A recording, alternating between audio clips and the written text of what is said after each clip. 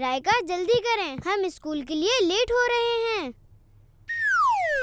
ओफो, इतनी तैयारी। आपी, हम स्कूल ट्रिप के लिए जंगल की सैर को जा रहे हैं, तो मैंने बाबा से कैमरा ले लिया है। मैं नेचर और एनिमल्स की फोटोग्राफ्स लूंगी। ठीक है राइका, मगर बैग में पानी की बोतल रखना मत भूलिएगा। ओके आपी।